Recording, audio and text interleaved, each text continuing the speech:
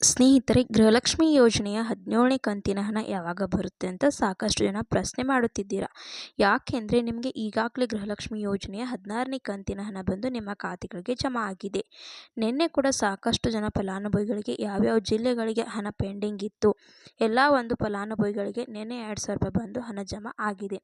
ಸಾಕಷ್ಟು ಜನ ಕಮೆಂಟ್ ಮುಖಾಂತರ ತಿಳಿಸ್ತಾನಿದ್ದೀರಾ, ನಮಗೆ 16ನೇ ಕಂತಿನ ಹಣ 2,000 ರೂಪಾಯಿ ಬಂದಿದೆ ಅಂತ. ಈಗ 17ನೇ ಕಂತಿನ ಹಣದ ಕುರಿತು ಇಲ್ಲಿ ಲಕ್ಷ್ಮೀ ಹೆಬ್ಬಾಳ್ಕರ್ ಅವರು ಅಪ್ಡೇಟ್ ಆದರೆ ಕೊಟ್ಟಿದ್ದಾರೆ.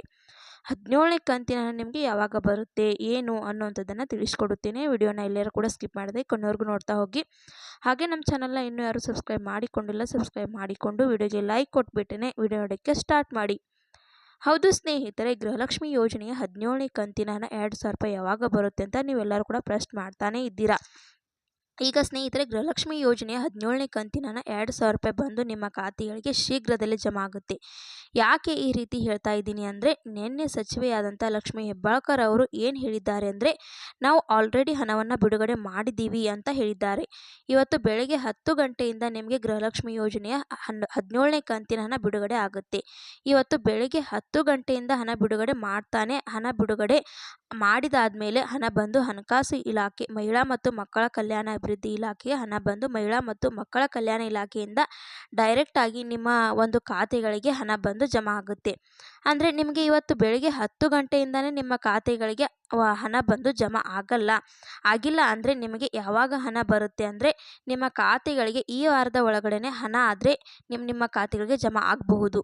ಸ್ನೇಹಿತರೆ, ಇವತ್ತು ದಿನಾಂಕ ಮಾರ್ಚ್ 6 ಗುರುವಾರ. ಇವತ್ತು ನಿಮಗೆ ನಾಳೆ ಶುಕ್ರವಾರ 7ನೇ ತಾರೀಕು ಶುಕ್ರವಾರ ಬರಬಹುದು, ಇಲ್ಲ ಶನಿವಾರ ಆದರೂ ಬರಬಹುದು, ಇಲ್ಲ ಕೂಡ ಭಾನುವಾರ ಆದರೂ ಕೂಡ ಬರಬಹುದು.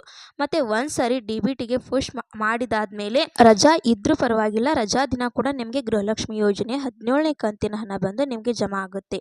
ಮತ್ತು ಸಾಕಷ್ಟು ಜನ ಅನ್ನಭಾಗ್ಯ ಯೋಜನೆ ಹಣ 5 kg ಅಕ್ಕಿ ಕೊಡ್ತಾರಂತೆ. ಅದು ಯಾವ ರೀತಿ 15 kg ಅಕ್ಕಿ ಕೊಡ್ತಾರಂತ ನೀವು ಕೇಳೋದಾದರೆ ಸ್ನೇಹಿತರೆ, ಇನ್ನು ಮುಂದೆ ನಿಮಗೆ ಅನ್ನಭಾಗ್ಯ ಯೋಜನೆಯದು ಹಣ ಕೊಡಲ್ಲ, ಅಕ್ಕಿನೇ ಕೊಡ್ತಾರೆ. ಅಕ್ಕಿಯ ಬದಲು ಹಣ ಕೊಡ್ತಿದ್ರಲ್ಲ, ಅದನ್ನು ರದ್ದು ಮಾಡಿದ್ದಾರೆ.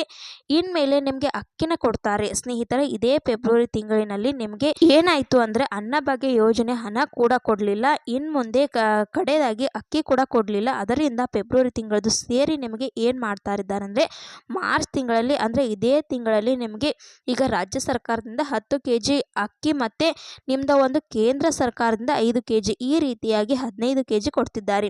ಈಗ ನಾರ್ಮಲ್ ಆಗಿ ನಿಮಗೆ 5 kg ಕೊಡಬೇಕು, ರಾಜ್ಯ ಸರ್ಕಾರದಿಂದ 5 kg ಕೊಡಬೇಕು, ಅಂದರೆ ಕೇಂದ್ರ ಸರ್ಕಾರದಿಂದ 5 kg ಕೊಡಬೇಕು, ಟೋಟಲ್ ಆಗಿ 10 kg ಕೊಡಬೇಕು.